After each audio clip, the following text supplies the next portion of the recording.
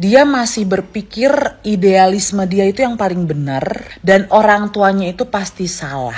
Berapa banyak dari kita yang sering banget berpikiran seperti itu?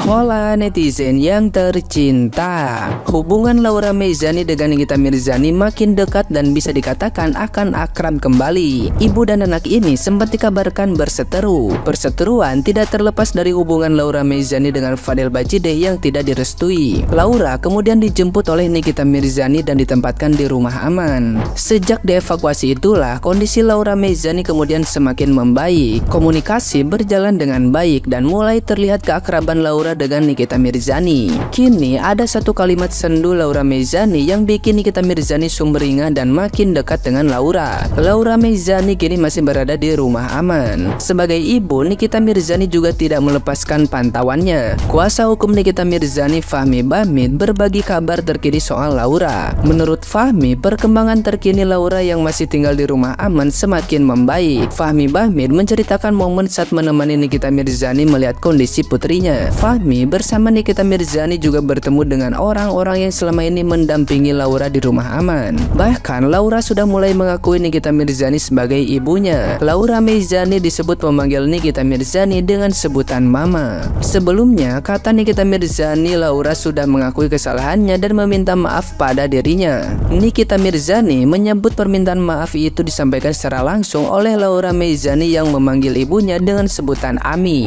Nikita Mirzani juga yakin lambat laun Laura Meizani akan menyadari apa yang ia lakukan adalah untuk kebaikan dirinya. Sebagai ibu, Nikita Mirzani hanya ingin Laura sadar dia dekat dengan orang-orang yang salah. Nah, gimana nih menurut netizen yang terhormat? Silahkan berkomentar ya. Sumpah guys, kalian ada nggak sih yang kayak aku waktu ngikutin kasus Loli? Kadang lihat Loli itu kayak kasihan gitu loh. Contoh, hari ini dia waktu dijemput dia nangis-nangis, dia teriak-teriak, emosinya meledak-ledak. Lihatnya tuh kayak kasihan gitu. Tapi lihat maminya Nikita Mirzani masuk mobil nangis-nangis tuh kayak kasihan juga. Aku tuh ngerasa kayak Loli sebagai anak punya luka, Nikmir sebagai ibu juga kayak punya luka. Tapi sumpah ya, aku ngikutin kasus ini dari awal banget. Kayak dari awalnya Loli yang masih pacaran sama mantannya, terus kayak jadian sama perkedel, habis itu kayak minggat dari rumah. Aduh, pokoknya aku ngikutin deh dari awal sampai akhir. Kayak aku tuh juga bertanya-tanya loh, kok bisa ya Loli tuh sampai segitunya? Menurut aku tuh, aduh kayak ada sesuatu gitu loh yang janggal gitu ya kak. Sumpah aku tuh sampai mikir Loli tuh kena gitu. Aduh gak enak nyebutnya, coba tau lah ya. Karena kayak kasihan loh guys, aku liat Loli tuh kayak tersiksa juga gitu loh. Dia teriak emosi, nangis-nangis gitu. Terus ibunya juga kayak dimaki-maki gitu tuh. Aduh, gue gak bayangin deh kalau gue posisinya seorang ibu ya. Ya kebetulan gue belum punya anak, tapi gue kayak jadi Nikmir juga sakit, tau gak sih? Kasus ini tuh bener-bener membagongkan itu. Kayak, aduh gak kaget ya kalau misalkan tadi satu Indonesia kayak gempar gitu siang. Dia dijemput, digendong, nangis-nangis, teriak-teriak gitu. Karena kasus ini tuh segong itu menurut aku, kayak bikin bingung say, gak ada ujungnya. Tapi ini semoga ini final chapter ya. Dia abis ini udah kayak dijemput, terus diketemuin sama psikolog, psikiater gitu, terus dia kayak sadar salahnya di mana, terus dia baikan sama mamanya. Semoga kayak gitu ya say, karena aku pingin banget mereka dapetin yang terbaik gitu loh. Baikan deh minimal, aduh sayang-sayangan lagi dong sebagai ibu dan anak. Aku pingin lihat kalian tuh kayak sama-sama pelukan, bilang kayak mami Loli minta maaf, terus kayak Kak Nikmir juga bilang iya mami maafin kamu, maafin mami juga kalau ada salah, please happy ending dong kalian. Kura-kura ninja itu kodok apa katak sih? Ada yang tahu nggak? Kura-kura ninja itu kodok apa katak? Ayo, yang nggak tahu bapaknya Loli itu siapa? Lu aja kali yang kagak tahu. Loli sendiri tahu bapaknya siapa dan di mana. Lagian ngapain lu urusin rumah tangga orang lain? Ngapain lu urusin bapaknya si Loli? Urus aja klien lu yang akidah dan imannya yang tebal itu. Fokus saja. Ya, Mang Usep, ingat kata-kata Mang Juju sama Kang Dadang. Semakin banyak bicara, maka semakin mungkin akan ada timbul masalah baru. Bahkan semakin banyak ingin tahu, maka berpotensi akan semakin bertambah masalah yang akan ditimbulkan. Maka sedikit tahu itu jauh lebih baik dibandingkan rasa ingin tahu yang berlebihan, maka akan menimbulkan masalah untuk diri sendiri. Ingat itu, Mang Asep. Ingat baik-baik ya. Jadi Mang Asep lebih baik fokus saja dengan terkodel-kodel dan family. Karena mungkin saja di beberapa waktu ke depan akan timbul masalah baru dan pasal-pasal baru yang dikarenakan dan disebabkan oleh Anda dan terkodel-kodel dan family itu sendiri. Maka fokus saja di situ, tidak perlu kepo urusan tentang bapaknya Loli dan lain sebagainya. Karena semua berawal keingintahuan terkait hal tersebut hingga nantinya akan bertanya-tanya, mandi di manakah Bapak Loli? Tidur di manakah Bapak Loli? Arisan di manakah Bapak Loli? Jangan-jangan nanti semua hal tentang bapaknya Loli ingin diketahui secara sesama dan cermat. Ya, maka tidak perlu kepo berlebihan. Kepoin saja terkodel-kodel dan family. Karena itu jauh lebih pantas dan layak untuk diketahui oleh Mang Asep. Kan apple to apple, satu level, satu lifting kan. Perseteruan antara ibu dan anak ini sungguh menyita perhatian netizen Indonesia kemarin. Ya, seharian semuanya di sela-sela kesibukan weekdays itu tetap mau mantengin sosmed karena pengen banget jadi yang paling update tahu perkembangan kasus ibu dan anak ini. Ya, anak gadis merapat, mama mau ngomong dengar sayang ya. Dari kasus ini, dari permasalahan ini pastinya ada hal-hal baik yang bisa kita pelajari ya. Terutama buat kalian kaum anak gadis. Mungkin kalian bisa ketik komentar, dek pulang dek, lihat no mak lo cakep banget dek. Gue mah kalau jadi elu ya gue belajar bye-bye gue ini lolo gitu ya. Tapi sebenarnya kalau kalian betul-betul sedang di masa itu, karena usia anak ini adalah usia yang dia masih berpikir idealisme dia itu yang paling benar dan orang tuanya itu pasti salah.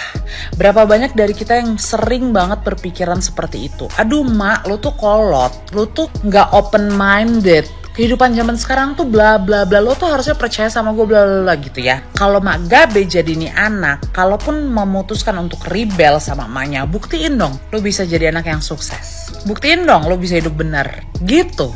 Jadi jangan asal rebel-rebel aja terus jadi hidup lo nelangsa gitu kan. Nggak ada ibu yang tidak menginginkan yang terbaik untuk anaknya. Masalahnya ibu itu pengennya yang terbaik dari yang terbaik gitu ya. Nggak pernah pilihannya itu dari yang jelek, oke pilih yang terbaik. Enggak, ibu tuh pasti punya opsi yang terbaik dan dia pengen yang terbaik lagi buat anaknya.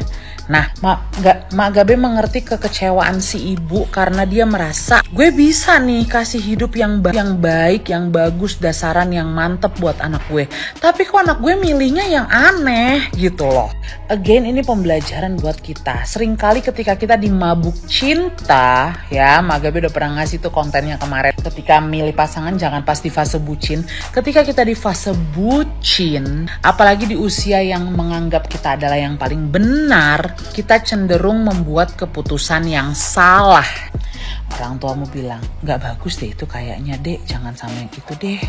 Ya itu soalnya bla bla bla. Aduh pak, emang papa yang pacaran sama dia? Aku yang ngerti dia orangnya gimana.